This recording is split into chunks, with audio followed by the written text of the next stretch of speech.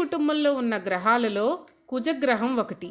దీనినే అంగారక గ్రహం అని అంటారు. అలాగే ఇంగ్లీష్లో మార్స్ అని అంటారు.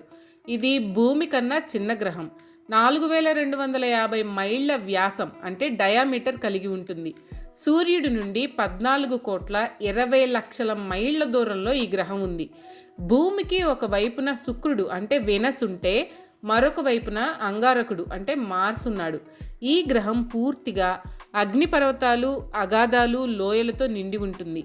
అక్కడ సగటు ఉష్ణోగ్రత 40 డిగ్రీలు ఉంటుంది. సెకండ్కు 15 మైళ్ళ వేగంతో ప్రయాణించి సూర్యుడిని 687 రోజుల్లో చుట్టి వస్తుంది. అక్కడ మనకులాగానే రోజుకి 24 గంటల 37 నిమిషాలు ఉంటుందంట. ఎర్రగా నిప్పులా కనిపిస్తుందనో ఏమో దీనికి అంగారకుడు అని పేరు పెట్టారు మన పూర్వీకులు. నిజంగానే ఈ గ్రహం ఎర్రగా ఉండే గ్రహం. టెలిస్కోప్లో నుండి చూస్తే ఎర్రగానే కనిపిస్తుంది.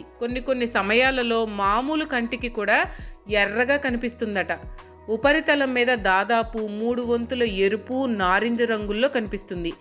మిగిలిన భాగం నీలి ఛాయలతో కూడిన బూడిద వర్ణం ఆకుపచ్చ కలిగి ఉంటుంది.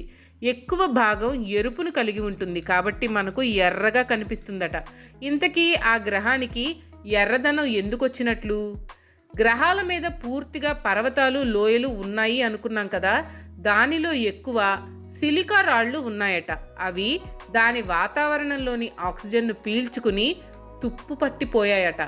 అంటే శిలల్లో ఐరన్ ఆక్సైడ్ చేరుకున్నదన్నమాట. దానివల్లనే అంగారకుడు లేదా మార్స్ లేదా కుజగ్రహం ఎర్రగా కనిపిస్తూ ఉంటుంది.